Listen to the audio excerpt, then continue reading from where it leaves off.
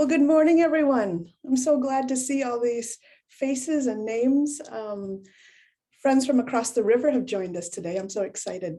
This is one of the rare opportunities that our divisions have been able to get together. So this seems especially fun. And it actually started me down memory lane. When I went to graduate school at Hopkins, health policy and management was not in the same building as epidemiology, which is the same case here. But we had these happy hours on Friday afternoons. And in fact, they were run by students. This is probably super illegal now. But they had a little steel cart, not one of our students, from one of the fun departments. I think it was biochemistry or toxicology. But they had this fun cart that they would set up in our atrium, in our lounge area at the main school public health building. And they sold us drinks and snacks, and that's how they fundraised for their student group. And it was ingenious. And we all came and we all got together, even though we were in different buildings. And that was a long time ago. And that was, for me, it was like 25 years ago. And I started thinking about that because unfortunately, we don't have much of those opportunities here. Especially during the pandemic. So I'm especially glad to have our friends here join us today and to see you all. Just a couple quick announcements from our side in epidemiology and community health. Next week's seminar is from Abigail Johnson, who is one of our newest faculty members. So if you want to meet more of our faculty, we'd love to see you back next week. In addition, we're nearing the end of the fall semester and we're starting to think about spring semester. I've got about a quarter of the slots taken already, including the Martinson lecture is going to come back. I'll let Dr.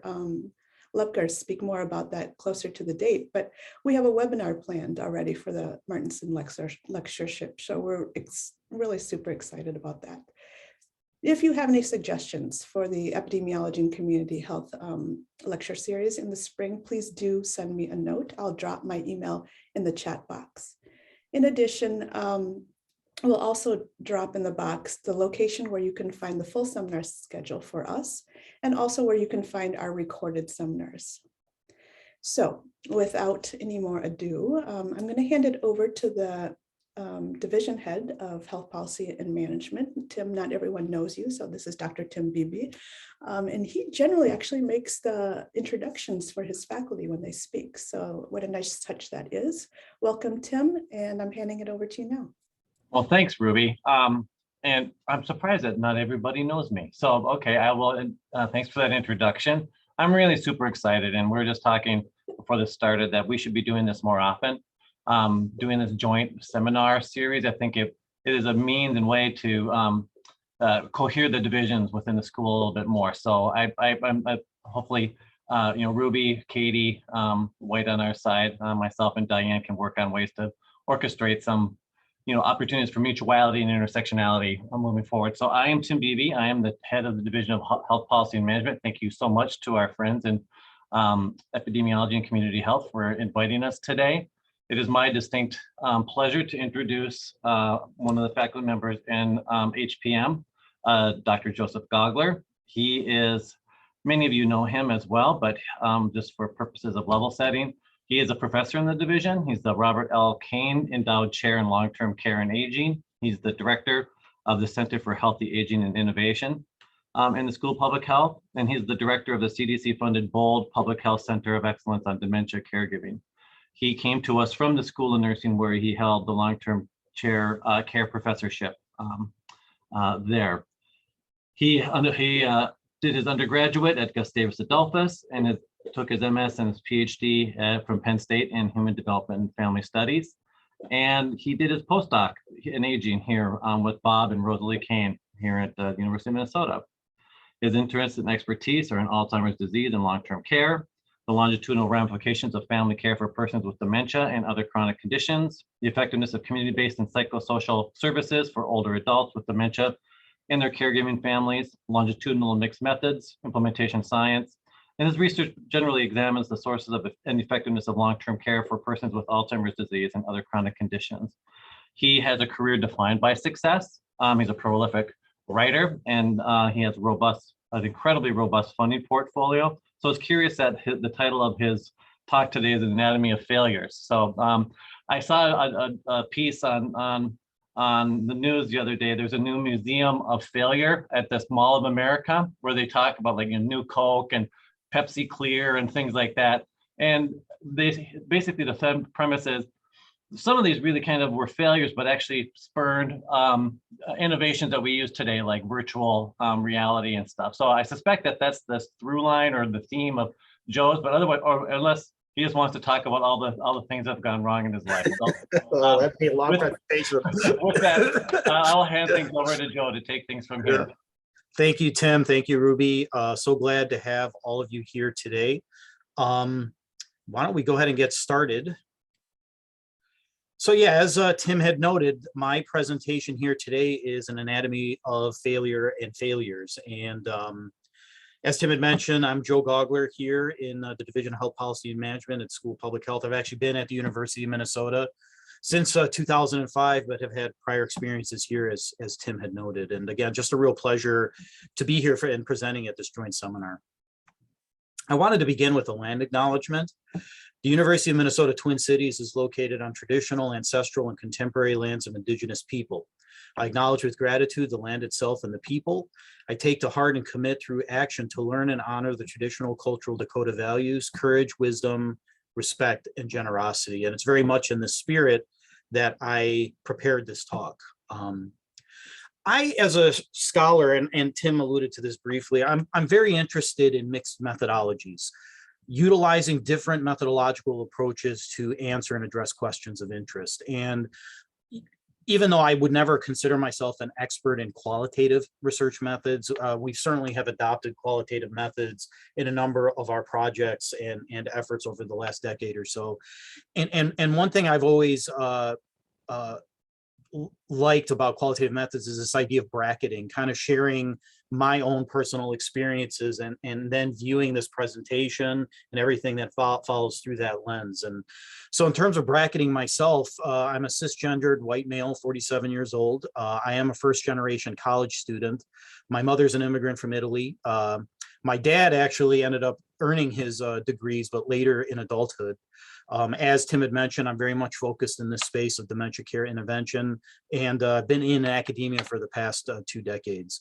I wanted to share this with you because this talk is very much a professional development oriented type of talk, I would imagine, but it also is constrained and limited by my background and by my experiences. And I by no means believe that anything I'm about to say, any recommendations I'm about to share are indeed universal. And in fact, many of you may have different interpretations of what does failure mean, how is it interpreted, and how do we address that when further forging and shaping our own academic and professional identities.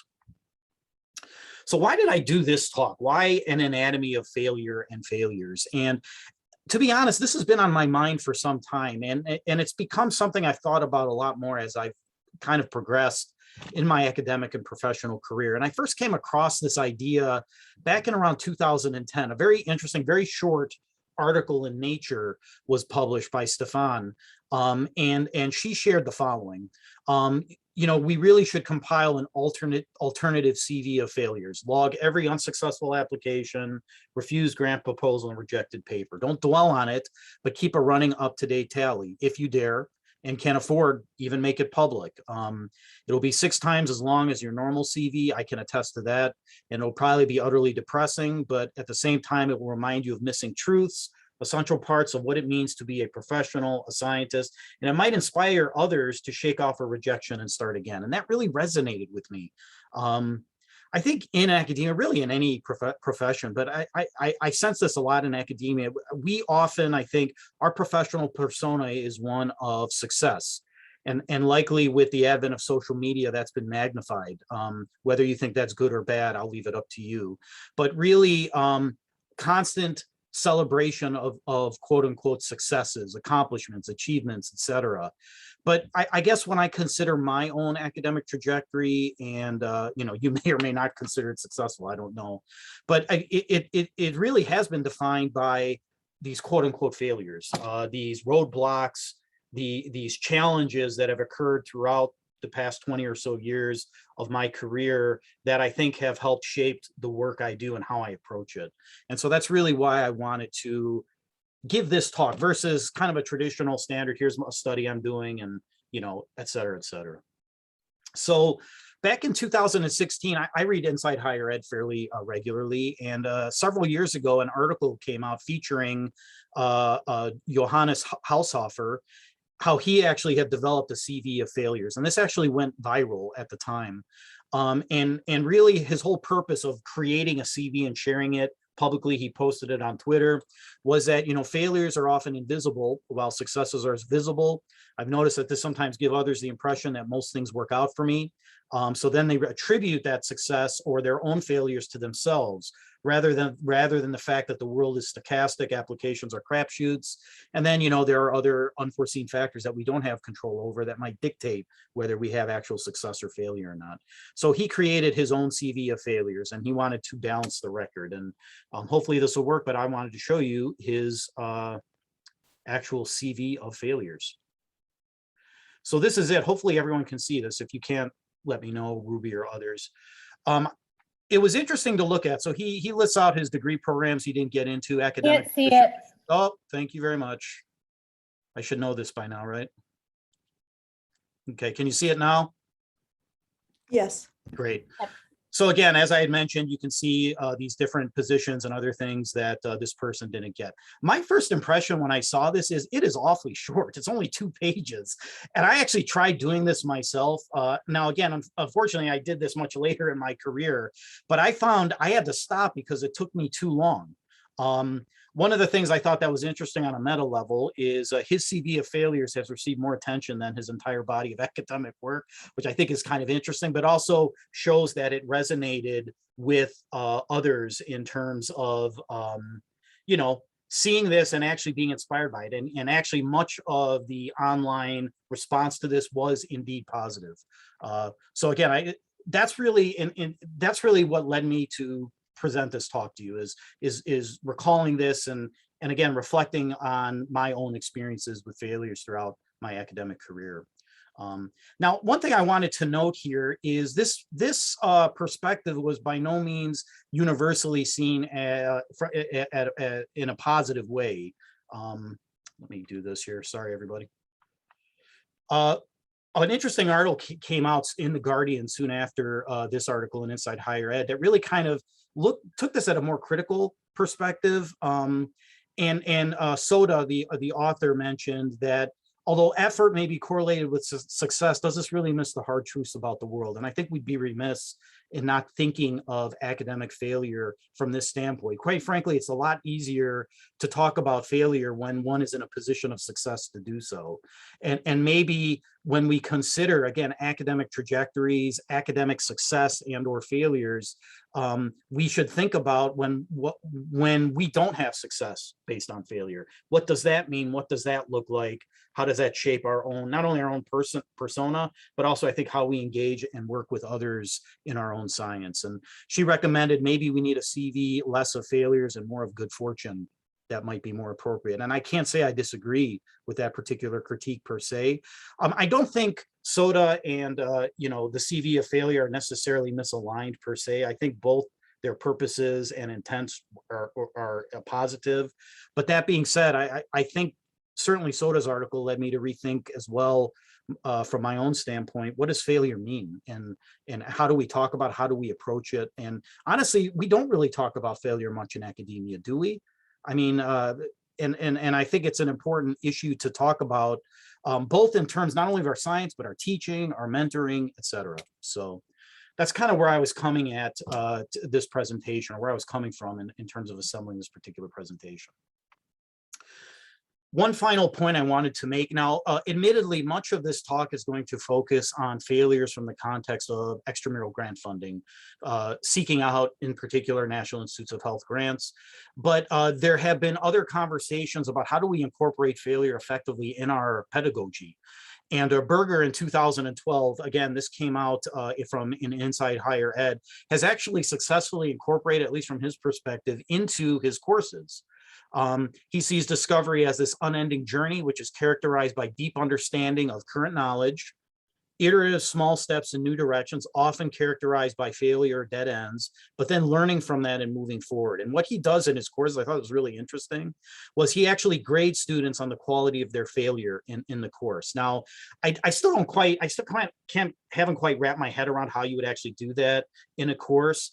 But essentially what he asks students to do is to document failures in the context of their given course that he teaches, and then to write a reflective essay on it. And what he feels that this has led students to take more risks, become more engaged, share their valuable learning with each other. And in the end, what he believes is that this creates a new scholarly self vis-a-vis these new ideas, this risk taking. Again, it's a provocative idea, but I think it's one that's very interesting as well. Again, because time is so limited, when I was thinking back and reflecting on my own career and career failures, there were many, many levels and layers that I could have approached this at. As I mentioned, we're talking about research funding here, but I mean, you could apply considering failures in our teaching, considering failures in our mentoring, in our project management, in compliance. I mean, there's all these different areas and layers to consider this idea of how do we incorporate our failures in moving ahead and, again, shaping our persona in ways that one would hope would be fulfilling and positive. So let's reflect on my own grand failures here and talk about that. And one thing I wanted to do, and I know for many of you on this might be old hat and not necessary, but for some of you it might be helpful.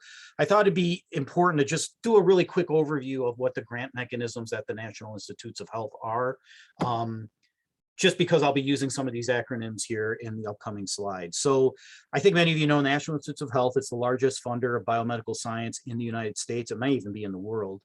And the institutes include roughly, I want to say 42 to 45 different institutes focused on various disease areas or other content areas. For example, the institute that I tend to work with most closely is the National Institute on Aging, which focuses on issues related to aging, geroscience, Alzheimer's disease, et cetera.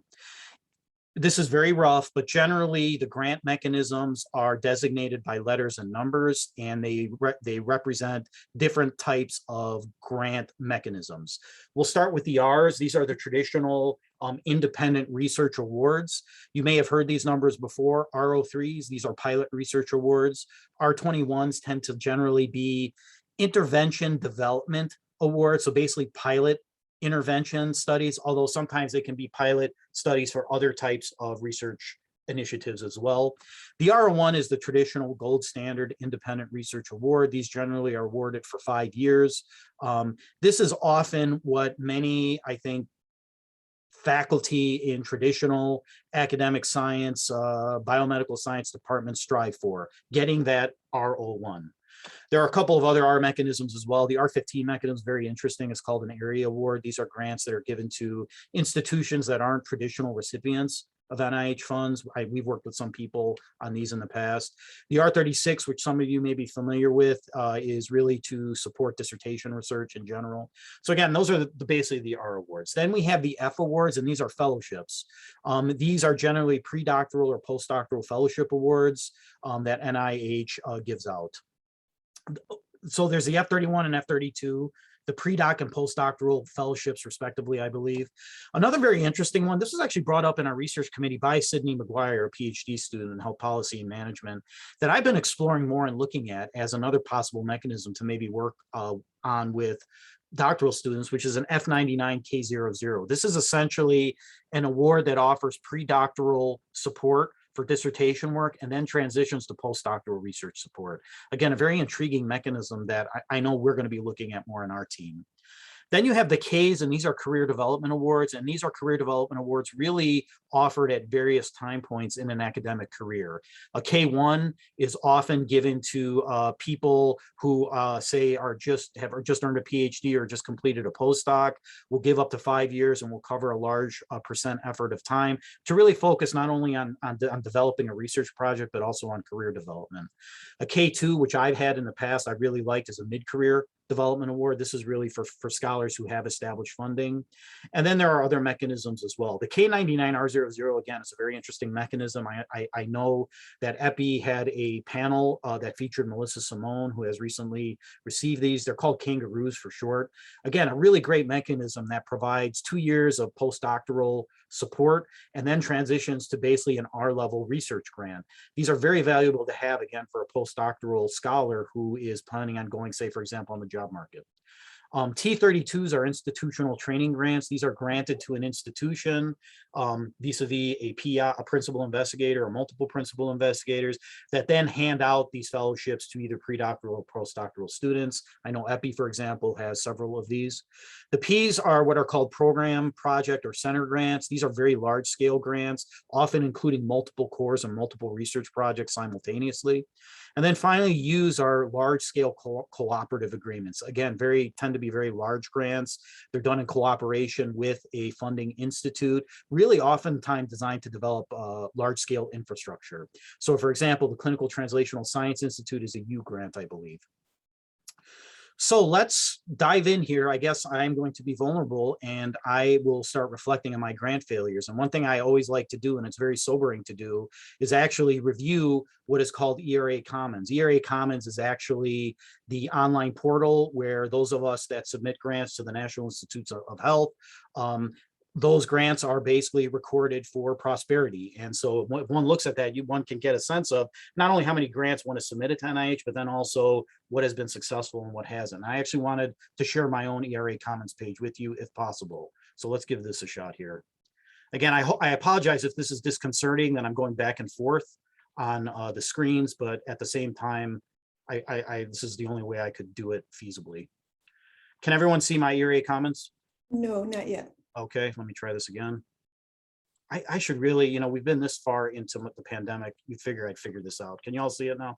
Yes. Okay, so this goes back to really, it actually, I'm old enough now, I guess. Some of my earlier NIH grants didn't make it onto ERA Commons, but this more or less extends back close to the beginning of my academic career. And again, when one looks at this, I mean, you can see, you know, many of the grants I've submitted have not been funded.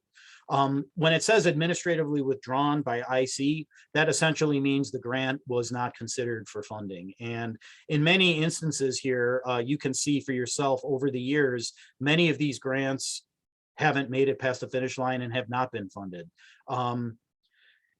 So again, when we think about logging our failures, considering our failures, I always like looking at ERA Commons first as someone who's interested in obtaining National Institutes of Health grants to get a sense of, again, where we stand and you know, the degree of failure. Now, one thing that is important to note here, many of these grants that weren't funded, elements of them, or in some cases, entire grants ended up being resubmitted, reworked to other institutes that actually did end up getting funded.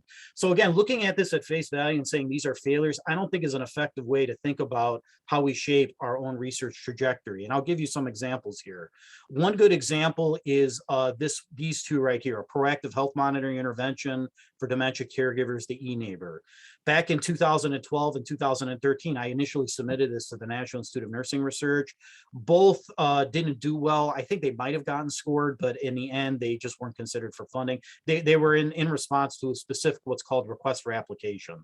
So the Institute had a specific application. They wanted something on technology and symptom management. I put this in and it didn't come through. So what I decided to do is I actually took into account the reviewer comments, and we're gonna, in a second, if time permits, I'm gonna show you a summary statement that I'm working on right now. And I reworked it and I actually submitted it to the Agency for Healthcare Research and Quality. And luckily it did get funded there. After a lot of time and multiple iterations, it ended up getting funded, a 5-year grant. I mean, and we just completed this project, I wanna say back in early 2020, and we're writing up our outcome papers now. But it took a lot of time to get to that point. Again, this grant, again, ended around, I think, late 2019, early 2020, but it started, you know, idea generation happened in 2012. That gives you a sense of the time scope in some instances of navigating these failures to get to a point of, I guess, relative success per se. So again, like I said, I tried doing my own CV of failures, and even just with the grants alone, it would have taken a considerable amount of time. Remember, one of the things I noticed on here is some of my grants aren't on ERA Commons. I remember one grant back when you could submit grants 3 times to the National Institutes of Health. Now they only generally allow 2 submissions. There was one instance of grant I put in, it was an R01, and I remember this clearly. I put it in 3 times, didn't get funded. I reworked the aims and I tried submitting it another 3 times and it didn't get funded. So clearly, I mean, that's a failure failure. However, many elements of that grant I have implemented and reworked into several subsequent future proposals that actually did end up getting funded, including one called the Residential Care Transition Module, which we're just ending now. Again, this is one pathway of failure to success that I could probably track back all the way to my master's thesis, because the Residential Care Transition Module really is based off of work I began as a master's student. My first paper was published on family involvement in nursing homes, and the Residential Care Transition Module is actually an intervention designed to evaluate and support family members who care for loved ones with dementia living in residential long-term care. There is definitely a trajectory there, but it was one characterized by many ups and downs, but if anything, it was characterized by persistence as well. So hopefully you get a sense here of, again, how one can incorporate and work failures into eventually success if one is able to take, say, the feedback and critiques that one receives earlier and then works them into future work where possible and strategically. Okay, let's go back to the slides here.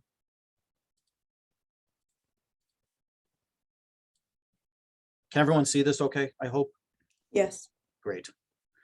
I'm having problems with icons here. So you know how you can just do this, the slideshow, and it is not letting me do this. So I constantly have to go back and forth, and I apologize.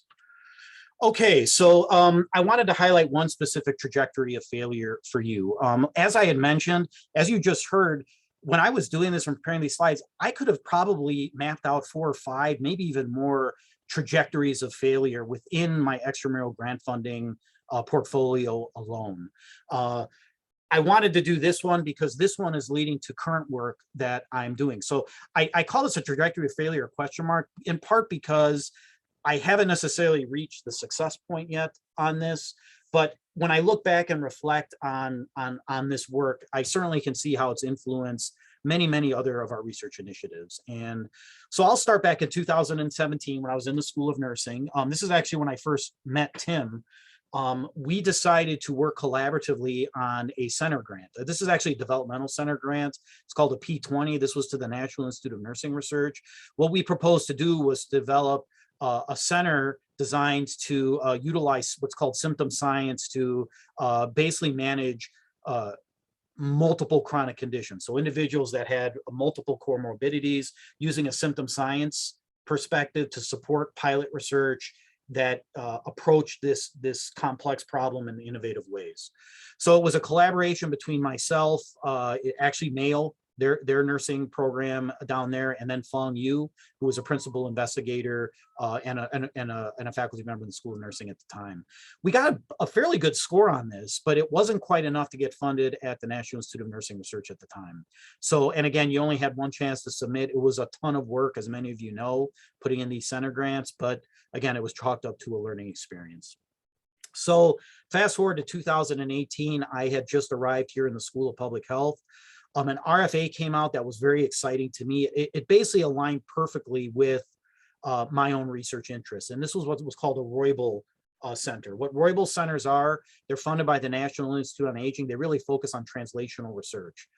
And specifically, a request for applications came out to focus on Roybal Centers in Alzheimer's disease or Alzheimer's disease related dementia. And so as an individual investigator and where I was at in my career, I felt like this was a perfect opportunity.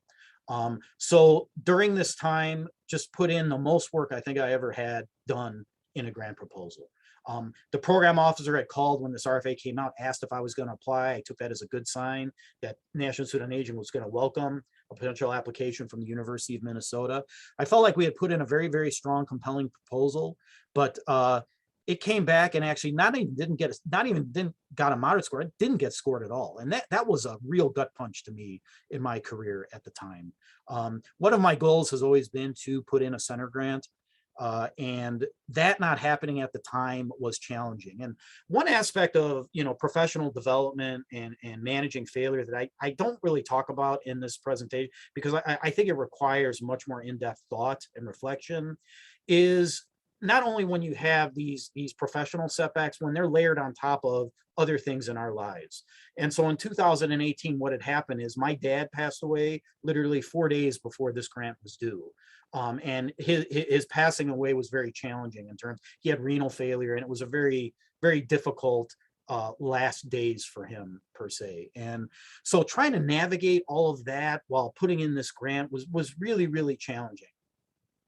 So when I reflect on this, I think one of the things I've tried to do is to step back. I mean, I'll be honest, I took it personally, and when I got these results back, it really helped me empathize what I think many of you are going through, particularly those of you who are junior faculty, perhaps doctoral students who, you really put everything into a grant proposal. Particularly if it's new, it takes that much more work. And I almost felt like I was going back to that time when I went through this. I put in so much. I really felt like we had assembled this in a way that was effective. But in stepping back, one of the things I've tried to do in the interim, I've been able to review center grants for the National Institute on Aging. And how that has helped me in terms of navigating and understanding this is when you put in these larger scale grants, these large scale collaborative efforts, it is as much a review of the home institution as it is of the principal investigator. And at the time when I put in this Roybal Center, I don't think I fully understood that. That's not to say we didn't have and put together a great set of cores and a great group of individuals. I think when reviewers looked at our center and considered what is the degree of capacity the University of Minnesota actually has in dementia care science, if one looks at it very objectively compared to some of our competitors, not as much. And so we had to stretch. For example, we had to collaborate with the Mayo Clinic and other entities outside of the University of Minnesota to make it look like we had this capacity. And I think it showed in the application in retrospect. Now, at the time when I got the summary statements, did I understand that? No, but it took time to really kind of reflect on and understand more about this particular grant mechanism, but also just understand more about how this work was appraised and critiqued and how could I incorporate those learnings into subsequent work. So that now leads us to some of these more recent proposals. A really interesting RFA came out back in 2020. It was an R35, which is kind of a unique mechanism. And the goal of the grant proposal we put in was really to focus on dissemination and implementation of dementia care innovations. The whole point of the R35 was there's a national Alzheimer's project, our national Alzheimer's plan, that has various research implementation milestones embedded in it. And the goal of this RFA was applicants had to address one of the milestones in the plan. And one of the milestones is actually implementing and disseminating 3 interventions for people living with dementia or their caregivers. And again, we were really ideally positioned to do this, put a really spectacular team, was able to work in some of the things in the Roybal Center in this R35, got a very competitive score. Then we had 3 separate conversations with program officers, and for whatever reasons, the National Institute on Aging just didn't want to proceed with funding and supporting this project, which again was somewhat disappointing, but was also beneficial as well because it allowed me to engage directly with the program officers and to better understand what were their true priorities in funding work in the space of dementia care science. And what we found out was they were less comfortable in supporting work related to implementation and dissemination. That was good learning. That led finally to what I'm going to share with you now, which is what's called this K7. It's a unique academic career award. It's called an Academic Leadership Career Award. And it's really for established researchers who are considered leaders in their field. It allows the researcher time and funds to build an area or subfield of research. Really, this K7 was done in response to the conversations I had with the program officials, which was taking a step back from dissemination and implementation of evidence-based interventions in dementia care, and actually was focused more on developing infrastructure in enhancing the quality of interventions that are tested and evaluated, and then hopefully eventually disseminated and implemented in dementia care.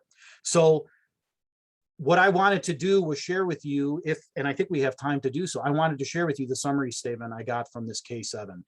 I have 2 chances to submit. I submitted it the first time back in, I think, late summer. It got a good score. It's in the 30s. That probably won't be enough to get it funded, but I am fully planning to resubmit this. So I thought we'd take the opportunity. Hopefully you all see this as beneficial of going through an actual summary statement. You can kind of see my strategy when I go through these summary statements to figure out how I respond to comments. I'm sure many of you have perhaps even more effective strategies than I, but again, let's do this.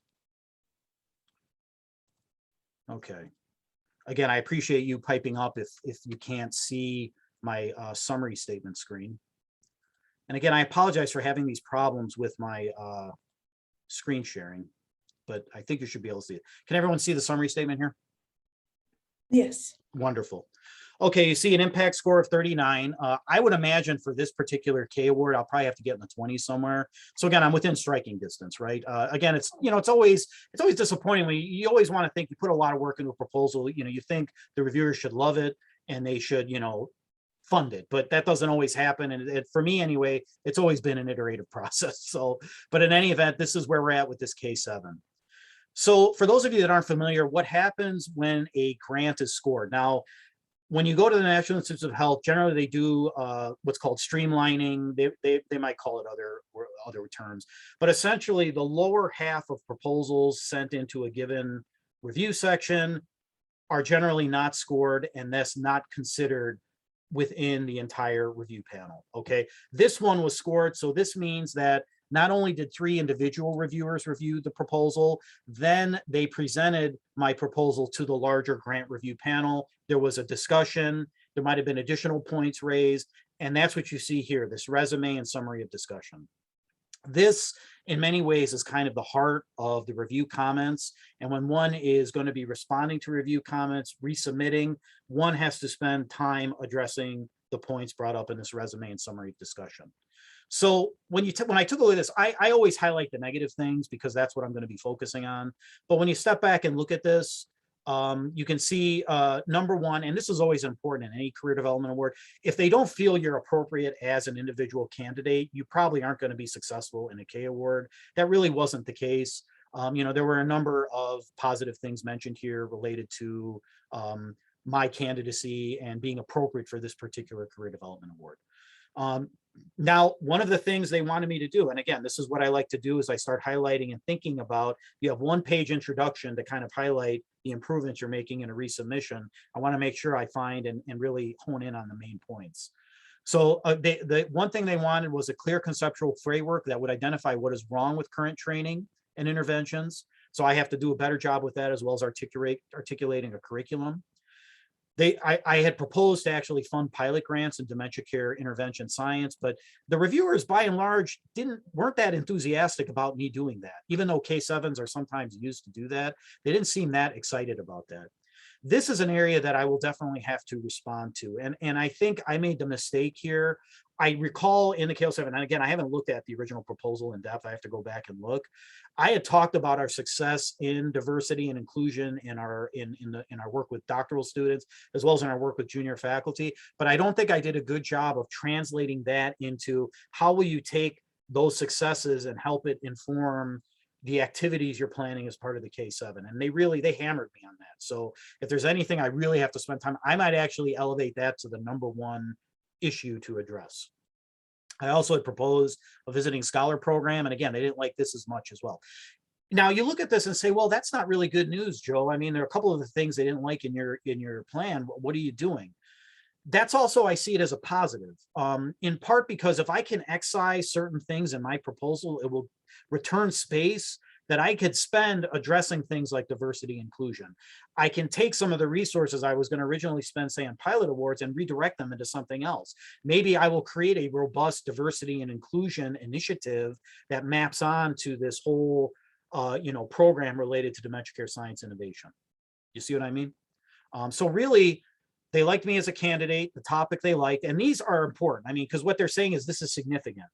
And I think one thing we learn as we go through these grants and these reviews is that you have to highlight from the reviewers and sometimes read between the lines to make sure that they feel what you're doing is actually important and significant. If they don't, you're going to have a problem convincing reviewers that it is. I've always felt that.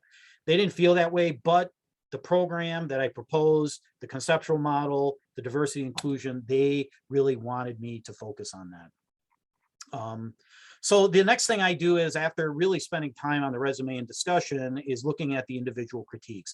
Now, many of these comments and the critiques, they will elevate and make it into the resume of discussion, but sometimes there are some other specific items here that might be important to address. And so the way priority scores work is the lower the score, the better. It's basically a score of 10 to 100. The scores in the individual sections actually are written out as 1, 2, 3, 4, 5, 6, 7, 8, 9. But again, just times that by 10, and then you end up with a priority score. And again, you can see they like the candidate, they like my career development plan, but the research plan is where they were hitting me the hardest. And I think that was consistent across the reviewers when I took a look at this. Again, I don't think there were any new things mentioned in the individual reviewer comments, but again, this is what I like to do when considering critiques and then planning and thinking about potential resubmission. Again, the scores here are very similar to critique 1. So there was certainly agreement within the reviewers. Now, one challenge as well when navigating responding to review comments is if you have that third reviewer or one reviewer that is just way different than the other ones, how do you incorporate that? Again, that's why I always look to the resume of discussion and really kind of center any response I have on that. Okay. You see here, the candidate stated he had attended equity-based training, hopes to implement efforts. This is not evident in the plan. So I have to do a better job talking about our successes, but then translating them to the actual program that I developed. Okay. Hopefully you all found that helpful, but I mean, I wanted to share that with you. Again, we're talking about an anatomy of failures, and I guess technically you could consider this K7 application a failure. But nonetheless, I would also argue that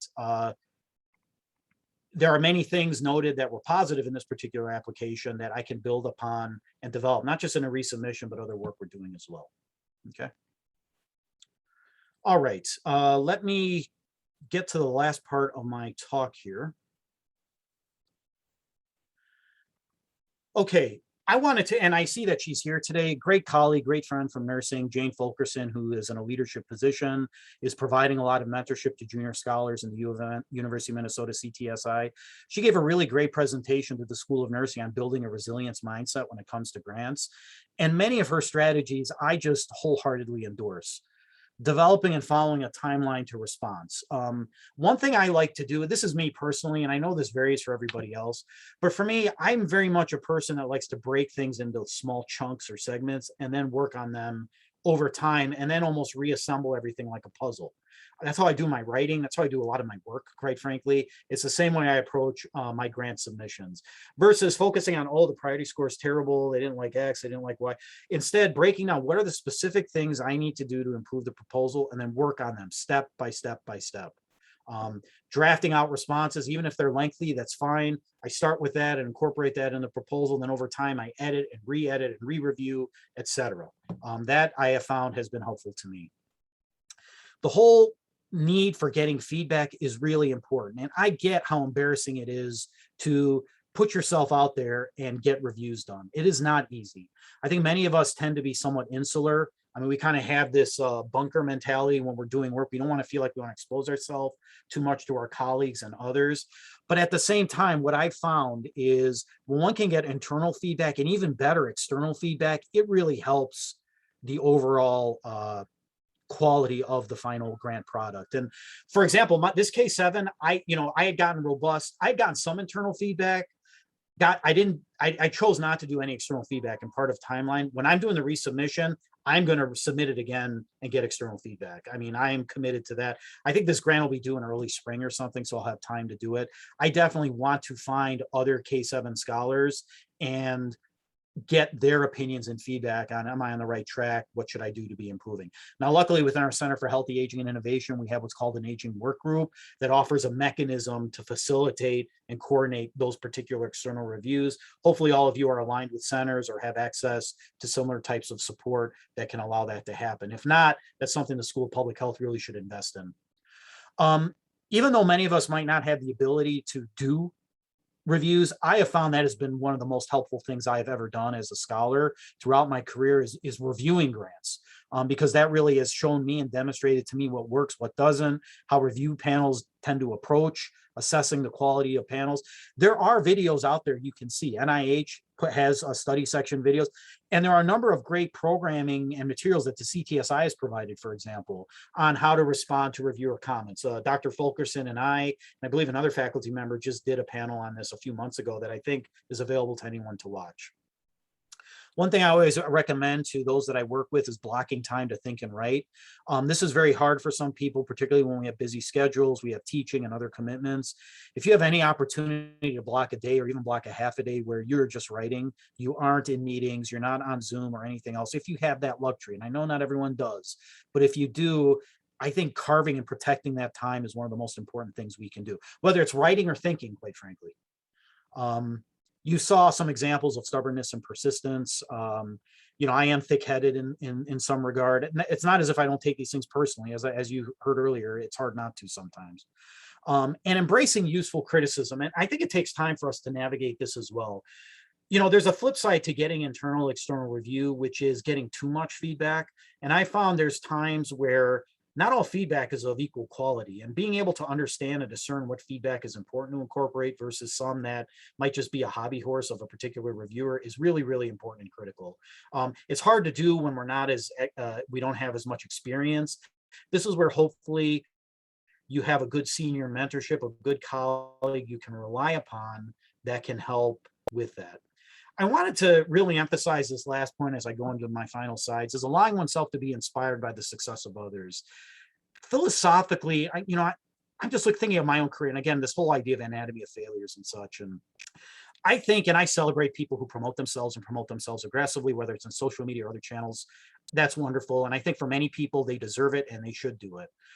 I personally have made a choice, I think, in my career to stop and really move back from promoting my own successes, my own awards, XYZ, this publication, this grant, et cetera, in favor of promoting others' work. And I guess what I found, and again, this is me personally, and like I said, when I bracketed, this may not apply to many, maybe not all of you, if any of you, is I have found so much more success and fulfillment out of seeing others I work with succeed than my own success, quite frankly. And I wanted to take a final moment, to kind of leave this on a somewhat uplifting note, is actually celebrating the many accomplishments of others we've worked with really over the past 4, 5, 6 years, certainly within the School of Public Health. We've had a lot of success working with undergraduates who have ended up going into medical school. For example, Sierra Trost was a CTSI prep scholar. And then we've had a lot of success in working with students from the BA to MD program here at the University of Minnesota, wonderful students, and it's just been a real privilege to work with them. Our team, again, a lot of this work that I presented to you up to this point wouldn't be possible without the great sacrifices and work of our team members. Here you see Katie Luagi, our research nurse, and Ashley and Ellie, our research coordinators. One thing that has been gratifying to me is these are individuals that have been working with us since they've been graduate students, or in the case of Katie, undergraduates. So they've been working with us for a while. And again, I so value everything they've done and have celebrated their successes as they have achieved various career milestones. These are our current graduate research assistants. Very excited that all of them are beginning to take leadership roles and authorship of different peer-reviewed manuscripts. Hank Stabler, for example, in working with us over the past 1.5 years or so, he's co-authored a paper, and in this particular journal, and he has another one that's about to come out. Again, we're very excited about that. And again, these are all students working with us. They are all involved heavily in the dissemination process, as well as the day-to-day management and conduct of studies. Again, these are our former GRAs and postdoc research associates. So happy to celebrate what they've accomplished. Colleen and Christy both have recently going to be transitioning to really exciting new positions for them after doing a postdoc with us. But again, they both were also graduate research assistants on our team. Dr. Mitchell and Dr. Zamora as well. These are people I've been working with really over the past 6 years. And it's wonderful to kind of learn from them, have them share their wisdom as they progress through graduate school to postdoc to actual junior faculty positions. We also have our Robert L. Kane postdoctoral fellows, and I'm sorry if I'm putting them on the spot, but I can't help it. Manka Kimbeng, she did a postdoc and recently transitioned to a tenure track faculty position here in the Division of Health Policy and Management. She submitted her first K, I believe it was back in the summer. She just got her score back and it's a 10. And as you saw from the score, what a 10 is a perfect score. It can't get any better. Zach Baker as well, a Robert L. Kane postdoctoral fellow. He submitted successfully one of these K99 R00 grants. He also got a tremendous priority score of 14. Allow me to be selfish to some extent. I look at these scores and I feel I'm so excited for them. It's like, why can't I get scores this high? I can't seem to get them. I don't know what this is, but again, I guess we all have to be selfless, I suppose. again, we've been working with many other early career faculty, and again, and celebrating their success. Lauren Parker from Johns Hopkins, I'm a co-primary mentor on her case. She won last year. Again, just a spectacular priority score. Dory Cross in our division, she just got her first RO3, is now a CTSI KO2 scholar as well. She's had a great year. Jessica Finley and Eric Jutkowitz as well. These are, former graduate research assistants we've been working with and now have really carved out niches of success in their own right. And then finally, Marty DeLeem and Allison Gustafson as well. Both have been transitioning into early career scientist / faculty positions that have been characterized by success. And again, luckily have been collaborating and working with us. And so again, when I reflect and think about an anatomy of failures, clearly failure is in the eye of the beholder. And when we think and characterize of how we incorporate failure into our own persona, it's more than just how I can improve in learning from failure, but how I can take those failures and utilize that to successfully mentor others. And, again, I have the luxury of saying this given where I'm at in my career, perhaps, but failure is more than just something that influences us as an individual. It's something that we can use to better create a strong academic community for us all. And I'll just stop there for questions and discussion. Joe, that was fantastic. Thank you very much. Sure. First up will be a question from Diane. Hey, Diane.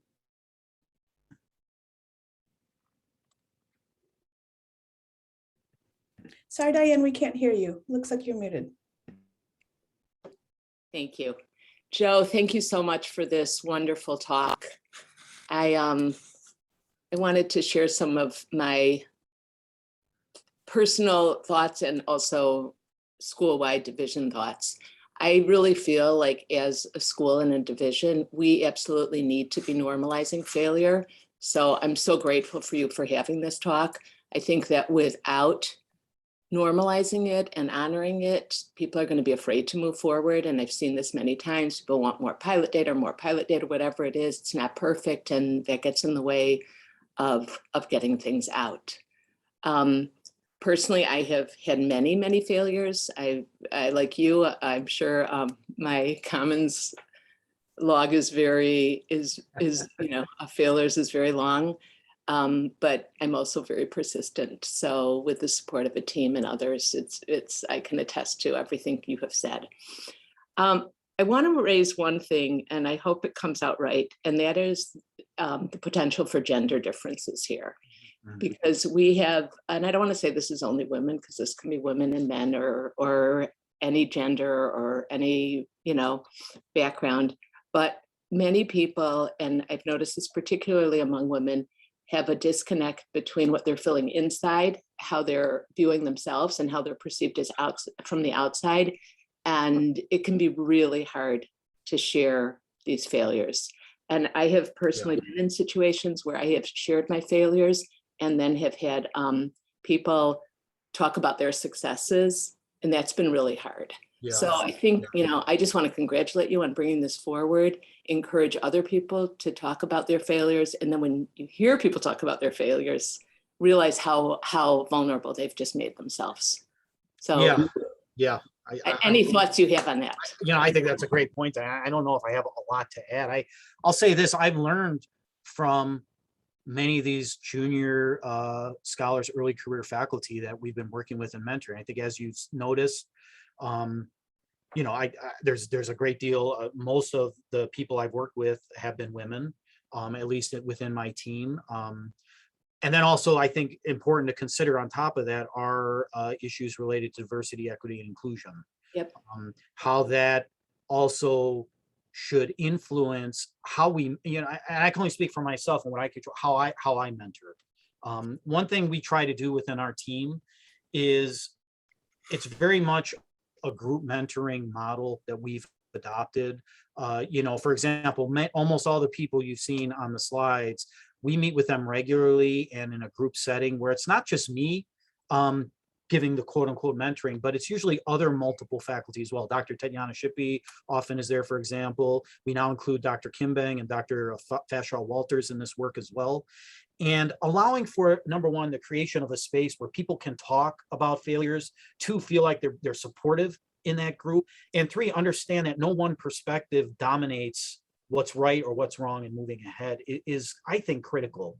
I don't know, Diane, what your experience was. Certainly my experience was you kind of were assigned that one mentor. That one mentor is who you listen to. And in some cases, I've had mentors who were very authoritative in that regard. That really influenced me in thinking about what is going to be my mentoring and professional persona. And quite frankly, it's the exact opposite of that. And I think that's allowed space for people to be comfortable in sharing failure or otherwise. I hope so. That's the best answer I could probably give. Thank you so much. Yeah. Any other questions? While we're waiting, Joe, I have one. So Yeah, sure. I have had and still have some miraculous failures, just really bad ideas. Maybe you're not like me, but I do sometimes have just horrible ideas. Joe, what's your advice on when to give up on an idea? Because clearly persistence is key to many aspects of life. We know that. But sometimes persistence can go awry if it just wasn't a good idea. Any thoughts? I think, again, this is where relying on, again, trusted but good and fair reviews, internal and external, can be really helpful in that regard, can help avoid, maybe going down the wrong track. And we've seen this with our agent work group, quite frankly. I'll use Zach Baker as a great example. And I don't think Zach would mind me saying this. So we were preparing Zach's K99R00. He was originally planning to submit, I think, in July of 2020. And as part of the aging work group, we assembled an external review panel. These were people very experienced in reviewing K awards and similar types of things. And the best advice he got was, this is not ready. You should not submit this. And here are the reasons why. And this was a Dr. Ab Brody, who, again, a scholar I have great respect for. He went through all the reasons why. Zach, to his credit, and again, through encouragement, and Zach knew this anyway, but also through encouragement myself and Dr. Shippey, said, Zach, you hold off, let's incorporate this, and let's take our time when getting the resubmission ready. He resubmitted, he got a priority score of 14. Alternatively, I've seen, Ruby, people have gone through external review in our agent work group. They didn't listen to the advice. They were told, this shouldn't be, you shouldn't submit as this mechanism or do this. You should probably rethink your approach. They didn't listen, they submitted, and they didn't get funded. And so, again, developing again, this idea of normalizing a robust peer review process internally and externally, I think can and should help one know when they're on the right track or not. I really believe that. Now, that's not to say maybe you have this genius idea that no one understands, and that's always possible in science, and we understand that. I don't think I'm a genius. I think my work is iterative, and so I weigh this review that I get fairly seriously, and hopefully you have reviewers who are willing to be honest enough for you with that. I mean, I'll use Bob as an example. Many of you knew Bob Kane. It took me time to understand how to work through Bob Kane's comments. Those of you that knew him, his knee jerk was to dismiss everything when he first heard it. It's wrong, don't do this, whatever. So, you had to continually work and have a conversation until you started to identify, okay, in fact, I am on the right track and here's what I need to do. So hopefully you're not, you have a good, robust review network that can allow you to parse those things out. Would anyone like the honor of asking the last question?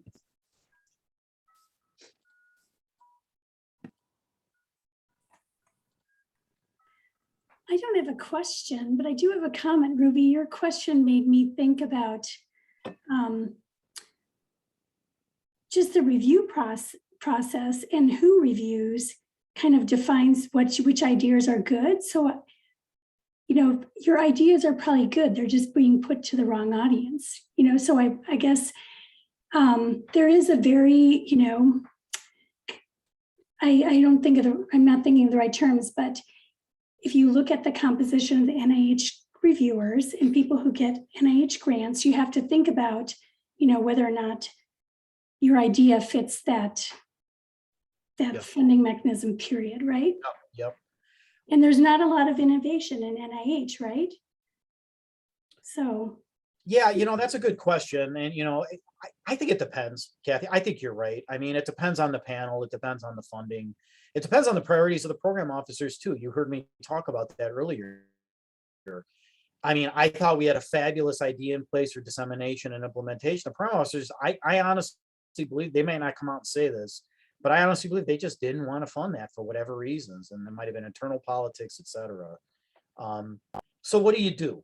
Well, in that case, you know, luckily, and we were lucky in this regard, the CDC, on the other hand, is interested in dissemination of evidence-based dementia care interventions.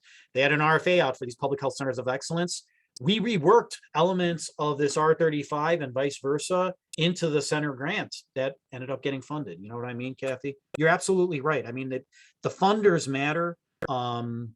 It varies a lot within institutes sometimes in terms of the panel itself that you go to. But, you know, again, I felt strongly, and the feedback I've gotten and received is, you know, this is the right track. And there are many, many other scholars in my area that also believe strongly in this idea of we need to improve dissemination implementation. That being said, is okay, I'll move away from NIA and I'll look somewhere else. And in this case, it worked out. Doesn't always, but. And then sometimes too, Kathy, as you know, things come in vogue and they leave. I mean, you know, it could be like 10 years from now, all of a sudden everyone wants to do dissemination implementation on NIA, who knows? So I always have felt that I always, even in the quote unquote failures, I save what I've written and I'll return to it and use it if I feel like it has utility. And I guess I found that that has been the case. So. Joe, thank you so very much. This is incredibly useful. And it was great to see our HPM friends. Please come back again and please have us over for a visit. Oh, yes, definitely. See the rest of you next week. Thank Have a you, good everyone. night. Appreciate your Bye-bye. time. Thanks for being here today.